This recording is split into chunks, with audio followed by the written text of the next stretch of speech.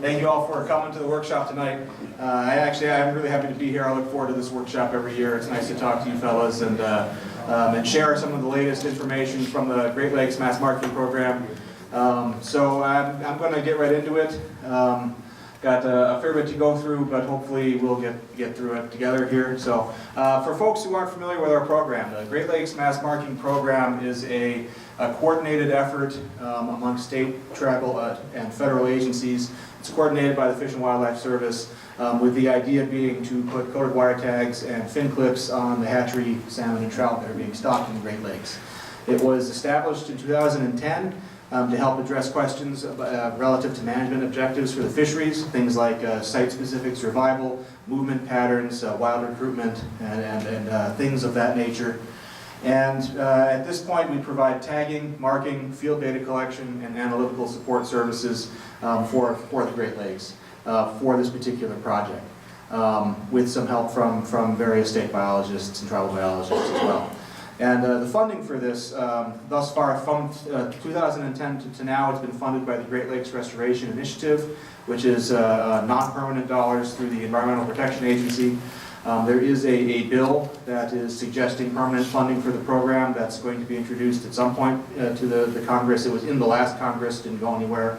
For the time being, we do have funding from the Restoration Initiative that we're very thankful for, and allows us to do this type of work. And the other thing we're very thankful for is support from anglers like you. All of our data, the vast majority of our data come from angler caught fish, so the results that we have from the study wouldn't be possible without support from people we interact with at cleaning stations and fishing tournaments. So we have 7 years of data at this point, over 118,000 fish, and that has allowed us to really get at some of these questions that we've been interested in. So just to kind of give you a broad overview, like I said, marking began in 2010. That was for lake trout. We started marking Chinook salmon in 2011 and steelhead in 2017. The marking occurs in these trailers here, and it's an automated process, so most of the fish go through these automated tagging lines. They're kind of funneled through and sorted by size and go through these machines that are able to insert a tag and give them a fin clip at a rate of about 8,000, 9,000 fish every hour. That allows us to get through all the fish that we try to get through. The idea behind mass marking is to give a mark to all of the fish that are stocked, and right now we're able to do that for lake trout, Chinook salmon, and steelhead. All the lake trout and steelhead get tags. Some of the Chinook do not get tags at this point, but they still get a fin clip. We can differentiate them from wild fish. And they did get tags for 6 years. They got tags from 2011 through 2017. So we tag or mark about 10 million fish a year, and those tags do provide information on the stocking location, the year class, which gives us the age of the fish, and then genetic strain for things like steelhead and lake trout. So this is a figure showing the number of fish processed in millions over the time of the program. And you can see 3 major bars here. We've got Chinook salmon in this dark blue color. The number that is tagged there is affected by stocking rates, so you can see that number dropped when the number of Chinook salmon dropped between 2012 and 2013 in terms of the number coming out of the hatcheries. The green are the lake trout, and then the pink here are the steelhead that came online in 2017. Those other colors are various side projects that we tried to do to help out various states at their request, things like Atlantic salmon in Michigan, or brook trout and brown trout in Wisconsin, for example.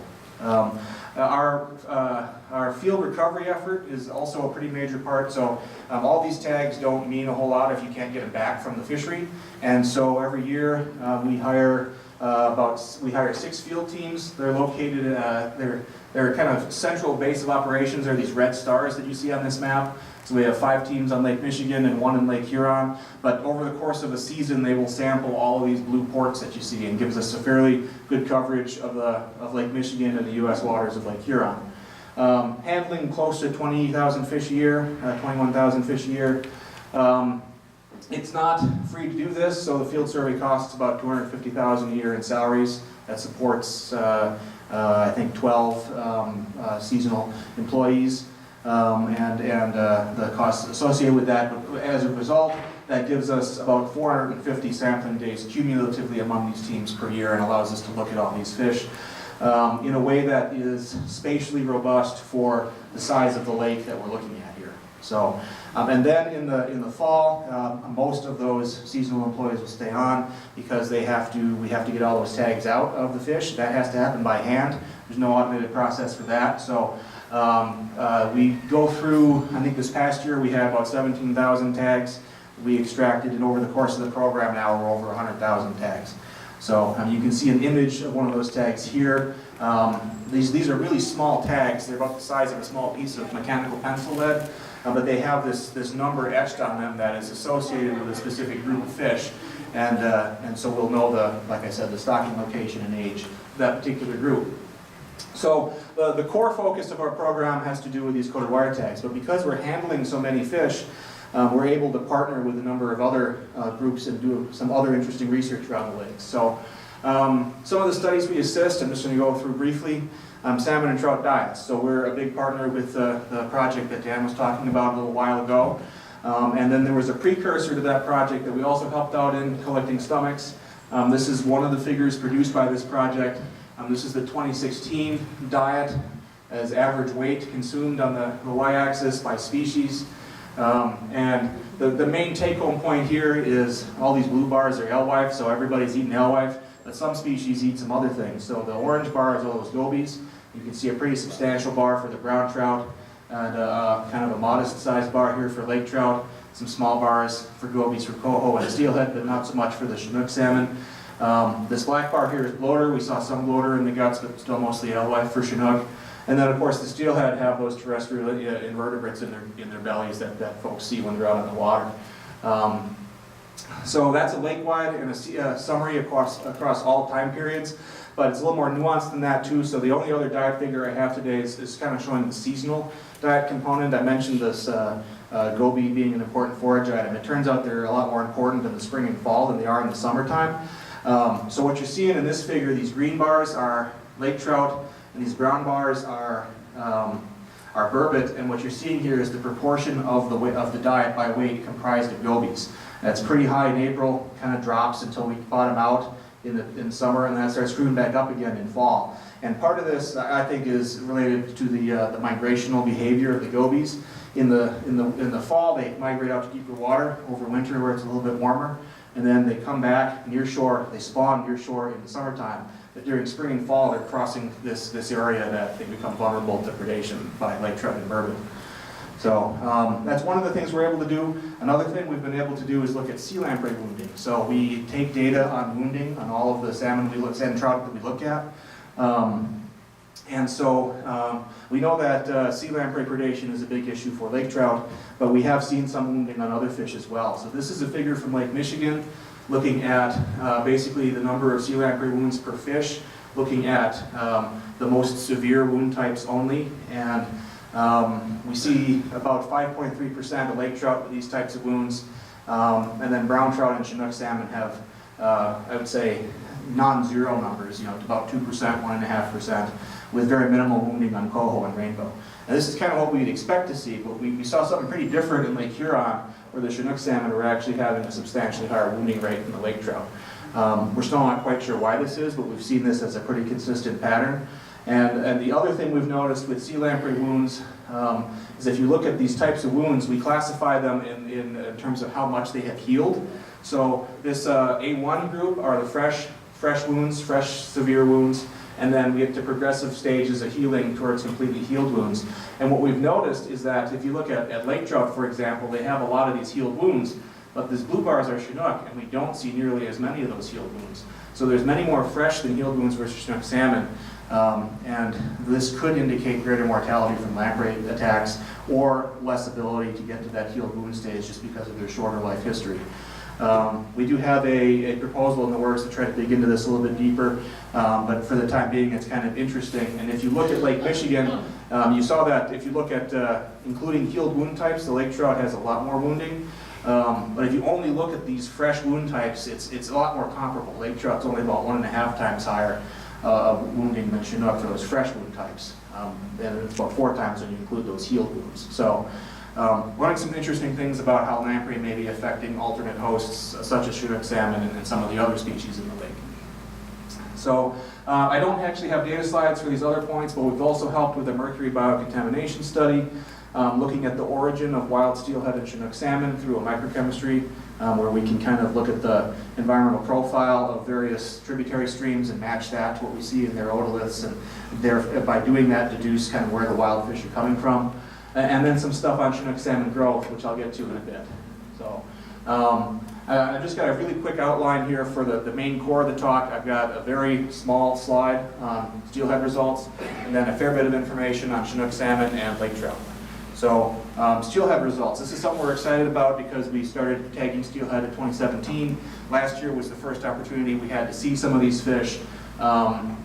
So we actually did see 7 of the tagged steelhead in 2018. That's not a big number, and I'm not going to make any inference from 7 fish, but they were all age 1 and 10 to 14 inches, and what this is telling us is we're probably going to see a fair number of them as 2-year-olds this year. And so we've made them a priority species for our collections this year. We're going to try to get as many of those steelhead as we can and start learning about their wild recruitment and movement like we have with the Chinook salmon over the prior 6 years. For these particular 7 fish, I will say 6 of the 7 of them were captured pretty far away from where they were stocked. We had 4 that were stocked kind of in southern Lake Michigan and were recovered kind of in kind of central Wisconsin near Sheboygan area. We had 1 from Lake Huron that was recovered near Sheboygan, Wisconsin. 1 from the Traverse Bay area that was recovered kind of near Milwaukee. And then this one here from about actually South Haven area that kind of stayed put. So again, 7 fish, there's really not a whole lot to say there, but it is interesting that we're starting to recover these fish, and hopefully next year at this time I'll have a lot more to talk about with regards to steelhead. So for Chinook salmon, if you've seen me at this meeting before, you probably have seen some of this stuff. One of the things we do on an annual basis is estimate Chinook salmon wild recruitment. We try to figure out the production of each year class going into the lake for wild fish. We basically can tell the difference between a stocked and a wild fish because all of the stocked fish will have that adipose fin removed and the wild fish will have that intact. If we look at the data coming out of the hatcheries, we do a fairly intensive quality control there. Every 2 hours we're sampling fish coming out of the tagging trailers. So, and on over 120,000 Chinook salmon over 7 years, only about 0.5% of those stocked fish are coming out of the hatcheries without a clip. And I think it was 2 years ago now, we actually looked at some of the fish at large to try to look for evidence of fin regeneration and saw minimal evidence. Again, looking at about a 0.5% error rate. So our estimate is that 99.5% of these unclipped fish are in fact of wild origin. So every year to kind of estimate wild production, we look at the percentage of fish that are wild at age 1 for each year class. So here's that percent wild value over time. OTCs for oxytetracycline, that was the method used prior to the coded wire tags.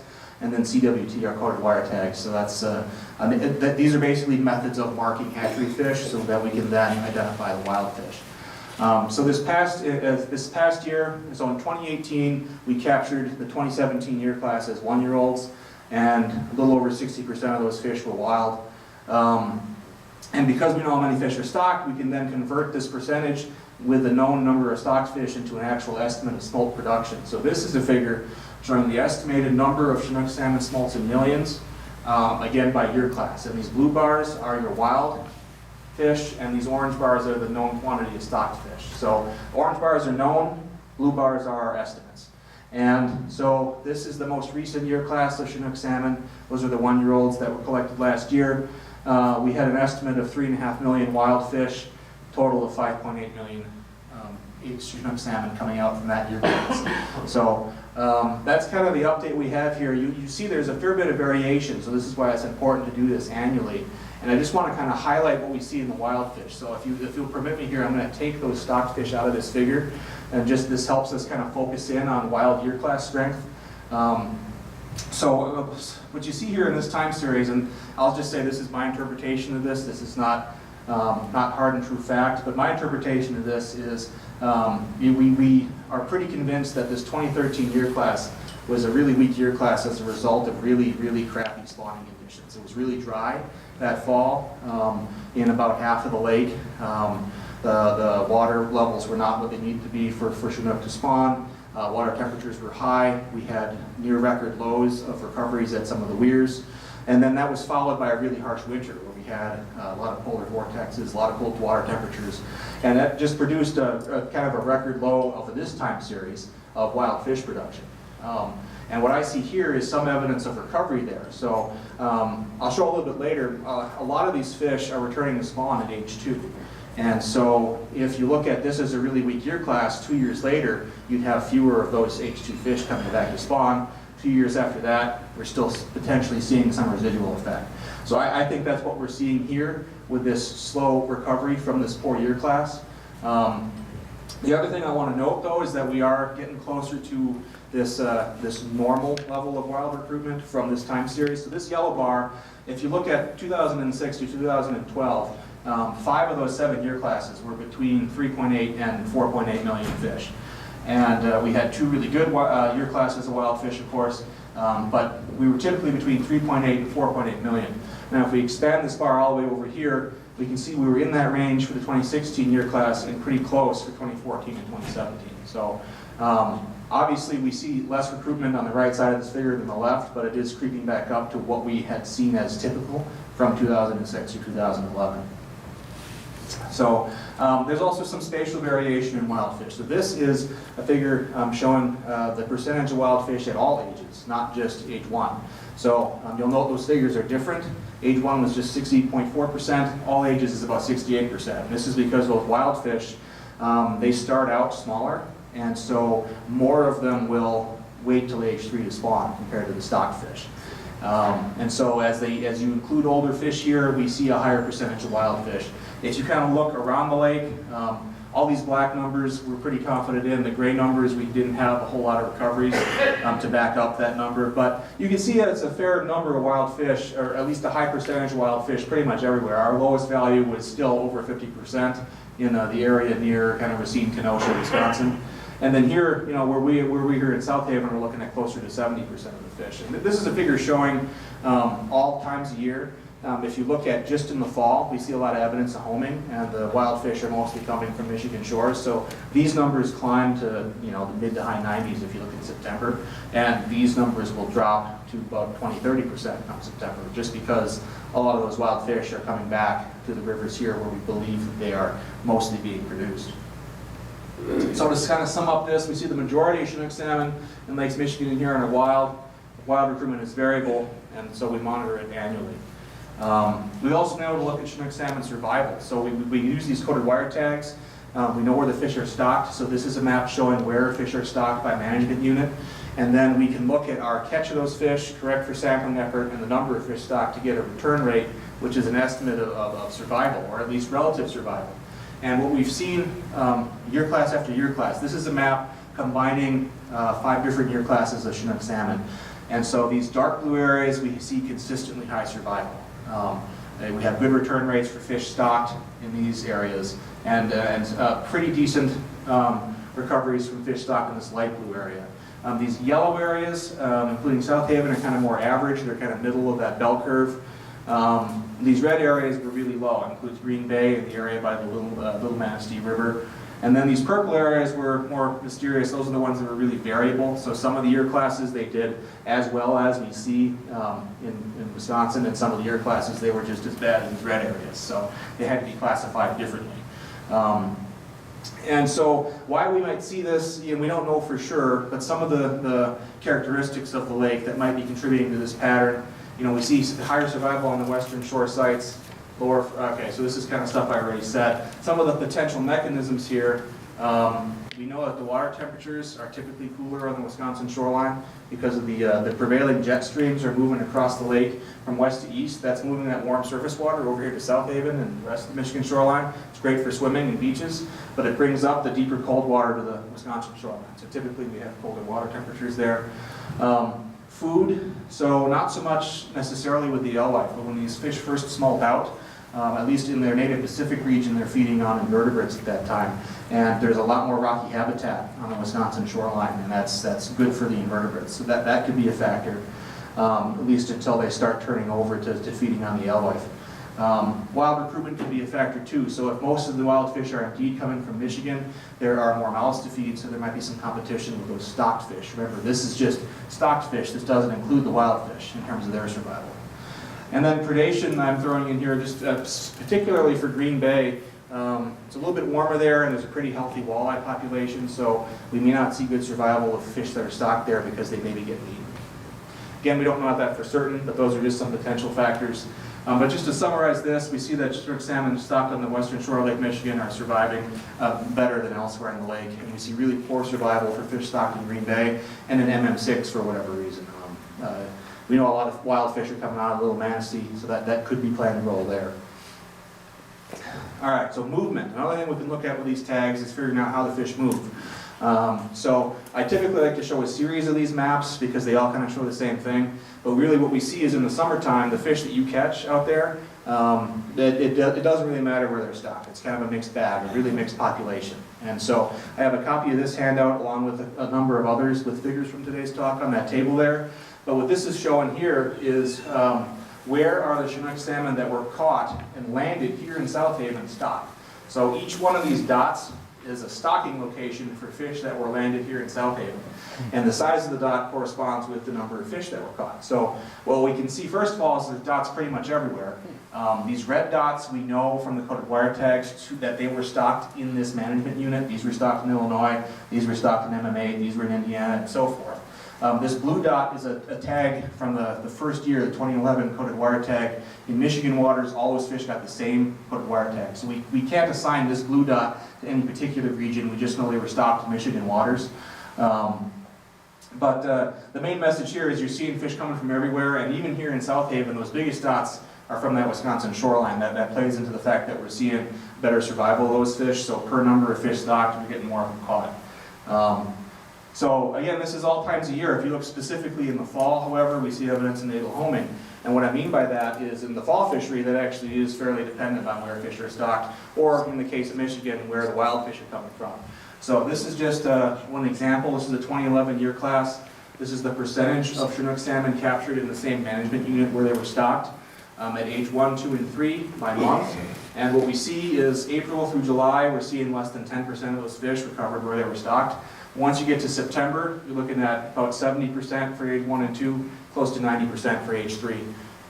That's pretty strong evidence of natal homing. This is not from the rivers, this is from open water. So you're seeing those fish before they come into those rivers. And it indicates that stocking location doesn't affect your summer fishery, but it does affect your fall fishery. And this is the same figure I just showed. I'm just showing that for these 2012, 13, and 14 year classes. It's a consistent pattern. You see these higher bars in fall. So it's not just 1 year class that we see this for. So to summarize Chinook salmon movement, there's high movement and mixture of the population in the summertime, but the fall fishery can be determined by stocking location or where the wild fish are being produced. And boy, wouldn't it be nice if they all looked like this one, huh? Moving along with the rest of what we have for Chinook salmon, someone last year asked me how the growth rates look like between wild and stocked fish. And so this is a figure showing the total length of Chinook salmon by their age. This is just for the 2013 year class. I'm going to show you 3 different year classes. What we see every time is that the growth rate, which is the actual rate of change, is pretty consistent. You can see that these lines, if you were to imagine lines going by age, are parallel, but the blue dots are always smaller than the red dots. And so that's reflecting the hatchery advantage. So these red fish, those are the stocked fish. In the hatchery, they get as much food as they want. The temperature is controlled. The conditions are such to maximize production of salmon. That's what you'd expect a hatchery to do. Wild fish have more challenges. They're exposed to the environment, a lot more variability there, and as a result, we see that those wild fish are typically a little smaller than the stocked fish, and that holds true throughout their lives. So the wild fish don't catch up, really. I mean, they potentially do eventually. It just takes them more time to get there. You can see these age 4 fish for the wild fish are about the same size as the stocked age 4 fish that you see out there. And that holds true across time. So this is the 2014 year class, same pattern, red above blue, and the 2015 year class, red above blue. So as a result of that, I'm going to come back. For most of the fish we see age 1 through 3. So for stocked, I think 15% are age 1, about 45% are age 2, 35% are age 3. And maybe 1% are age 4. For the wild fish, we see fewer of those fish at age 2 and more at age 3. And what that's telling me is that the stocked fish, more of them are spawning at age 2, and more of the wild fish are waiting to spawn. And actually for the wild fish, it's about 8% at age 4, compared to only 1% for the stocked fish. So That's probably a reflection of these different growth rates. You'd expect the wild fish to have fewer fish hitting sexual maturity as the stocked fish at the same age. So another thing we see with Chinook salmon growth is that it's really tightly parallel to alewife density up there. So this is, we see this for every age, but I'm just showing you length at age 1 here today. This is the Chinook salmon length at age 1, that's this blue line. And this orange line is the year and older alewife density in fish per hectare. And you can see that those lines look pretty darn similar. So this is kind of what we'd expect if food is limiting. You know, if we see a fairly decent amount of alewife out there, we see a decent amount of growth and length for those Chinook, and if there's less food, then we see a reduced amount of length. So see a similar thing for their weight as well. And I believe, I haven't had time to add this figure, but based on what we've seen in terms of the size of the Chinook as well as the reports on the alewife, we're going to see another higher year for the 2017 year. So to review this, the stocked fish maintain a higher length of age than the wild fish, even though the growth rate is similar. Annual variability in growth is linked to the alewife. So that's what I have for Chinook. And to close it out, I've got a few slides on lake trout. So these Dakota wire tags allow us to look at wild recruitment of lake trout as well.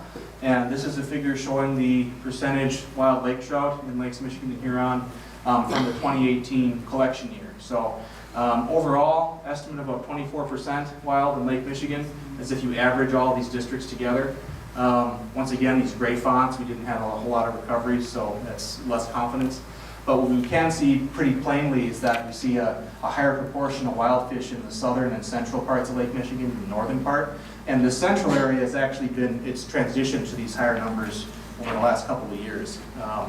You know, 2 or 3 years ago, these would have been single digits as well, and now they're, you know, in the teens or low 20s. And the southern part of the lake is getting higher too. Lake Huron has been at about, you know, 50, 60, 65% wild for a couple of years now too. If we look at these patterns over time, this is your percentage of wild lake trout in Lake Huron, southern Lake Michigan, and northern Lake Michigan. Color is corresponding to the map here. So we can see over time that that percentage has crept up in both Huron and Michigan, but not in northern Lake Michigan. And if you convert this into an actual estimate of relative abundance, so we looked at catch, again, corrected for sampling effort, you know, we see it's not just a reduction in the number of stocked fish, because there has been some reduction of lake trout stocking. So if you, with that, you'd expect the percentage of wild fish to go up, but we're actually seeing the number of wild fish go up as well. So this is the relative abundance metric. It's been a little more variable for Lake Huron, but that number has steadily crept up for southern Lake Michigan over the past 5 years. So that is a good sign for lake trout rehabilitation. It's not quite at management targets, but it's the most positive sign we've seen in probably 20, 30 years for looking at lake trout rehabilitation. North Lake Michigan, we're not seeing a whole lot of evidence for wild rehabilitation yet. So the other thing I want to note with the lake trout, so we actually see a lot of evidence that the fish that are stocked offshore are being caught by anglers in nearshore waters. So this is a figure showing the percentage of angler catch. This is not corrected by stocking number or anything like that. So it's actually the percentage in the creels. And the blue bars are different offshore stocking sites. Southern Refuge in dark blue, Julian's Reef in blue, and Northern Refuge in light blue. And then the red are the lake trout that are stocked near shore. And so lake-wide, it's about 66% of those lake trout that are stocked. Of the stocked lake trout captured by anglers, 2/3 of them are from offshore sites. In Michigan here, it's closer to 50-50. Part of that's because there's more nearshore stocking in Michigan. But it does show that those fish that are being stocked offshore are not just sitting there. They are coming, they're vulnerable to the fishery. And this is data from 4 years of recoveries and like 5,600 fish.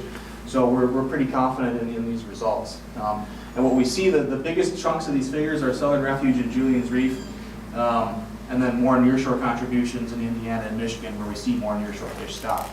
But it's not just how many fish we're stocking offshore. So if you do correct for the number of fish stocked, you can get a sense of the recovery rate.